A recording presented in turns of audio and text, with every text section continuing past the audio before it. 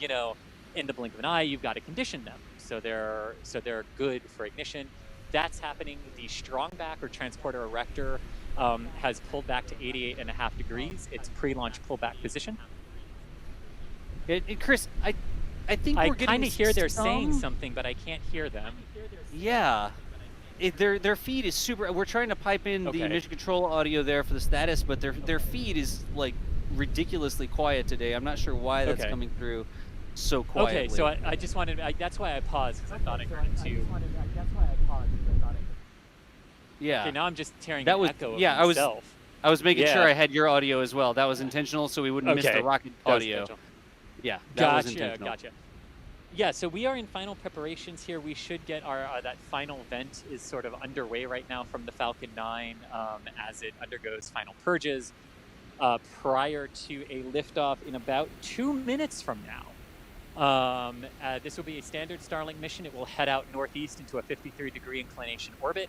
It is the 2-burn profile of the second stage today, so it'll be about an hour and 1 minute from liftoff to Starlink deployment. We are about a minute and 40 seconds away now from liftoff. In the final minute, what will happen is the Falcon 9 will take control of the countdown. It will begin to pressurize its propellant tanks for liftoff, run through its final health checks and everything, and the launch team will verify at T-minus 45 seconds that they are good to go. It is all automated, though. Humans are simply monitoring. They have been since the T-minus 35 minute mark. You can see the water tower is full and overflowing there right now, so we are ready for sound suppression at the launch pad. So everything is ready. We are about a minute away from the launch of the Falcon 9. Thomas is going to track, and I'm going to do our commentary. Sounds like a plan. Thanks, y'all. And I'm going to go ahead and get that microphone spooled up so that we can hear the rocket tear through the atmosphere here this afternoon. But less than a minute now. Let's see if we get a Falcon 9 launch carrying 60 Starlink satellites from Cape Canaveral. That's Pad 39A. I almost said SLC 39A. That is Pad 39A at the Kennedy Space Center. Coming up on T-minus 30 seconds. Just about that. So Falcon 9's in startup at this point, has taken control of the countdown, and we are standing by for liftoff here momentarily of the Falcon 9. All right, so I'm going to bring up that audio. I think we may be getting some wind from there. Yeah, we are getting a little bit of wind. I'll try to manage that, and we'll wait till we get to the actual rocket view here. Indeed, and here we go into the business end of our countdown, standing by for ignition and liftoff of the Falcon 9. And we have ignition, and we have launched. The Falcon 9 does. Go, Internet Rocket Must. May the 4th be with you, Falcon 9 and Starlink.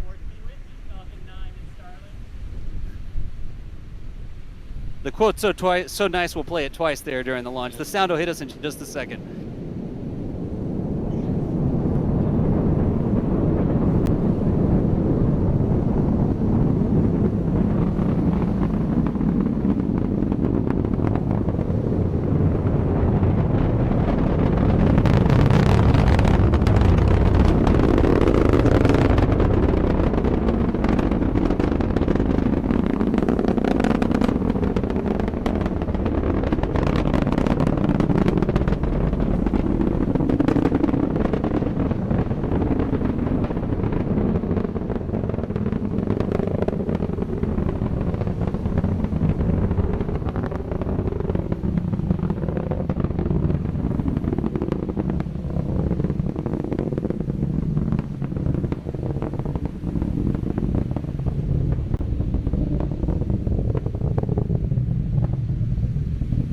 And that gorgeous sound of the crackling of the 9 Merlin Wendy engines beginning to subside a little bit here as Falcon 9 takes to the skies on May the 4th. The vehicle pitching over now, heading up through about 11 kilometers in altitude now. That condensation trail behind it, totally normal and what we want to see for a liquid-fueled rocket.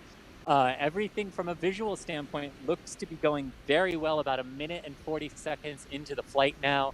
About 30-ish seconds or so remaining in first stage flight at this time. Look at that. It looks like you swapped the filter down. Look at the expansion of the plume there. That's really cool.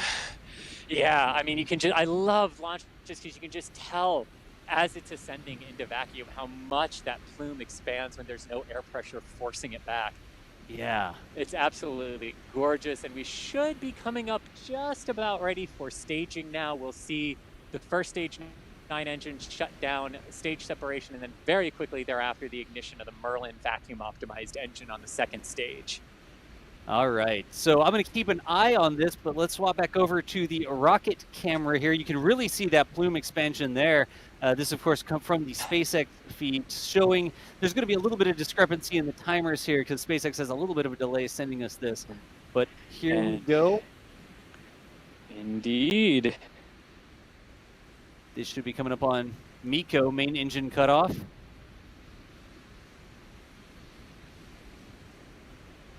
And we have definitely lost it with the visual eye here on the ground. There we go. Yep. And ignition of the MVAC. Woohoo! There we go. All right. So on the right-hand side of the screen there, that is the upper stage. That is the second stage of the rocket, that MVAC engine, Merlin vacuum optimized engine, that's going to be continuing to accelerate that payload, those 60 Starlink satellites, out into its orbit. We may see the fairing go by here shortly. Yeah, fairings are separating right about now. Yeah. There you go. So that protective fairing that protects the Starlink satellites while they're going through the atmosphere, you can see it tumbling behind the stage as it leaves it behind. Those will be scooped, won't they? Those will be scooped. Yes. The Shayla Bordelon. Thank you. The Bordelon. Yeah, the Bordelon. Oh, thank you. Now I remember how to tip. Now you remember what it is. Yeah, the Shayla Bordelon is out there waiting to fish the fairings out of the ocean. As we've discovered here recently in the last few months, they have abandoned actually catching the fairings in the air.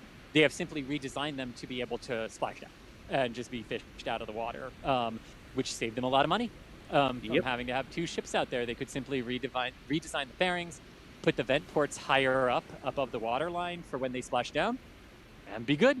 And that's what they're doing. So yeah, Shayla Bordelon is out there about 730 kilometers northeast of the Space Center here, waiting to retrieve the fairings. And of course, I Still Love You is 633 kilometers northeast of here off the coast of Charleston, South Carolina, about 200 kilometers off that coast, waiting to catch the booster, which is en route and should be there in about 3 minutes. Yep, and that's what you see on the left-hand side of your screen there. You can see those grid fins. That is the booster, the bottom part of the rocket, the big part of the rocket. That is going down to land on the drone ship. Those grid fins will, as it gets into the thicker atmosphere, provide some aerodynamic control to help steer that rocket into where it's going.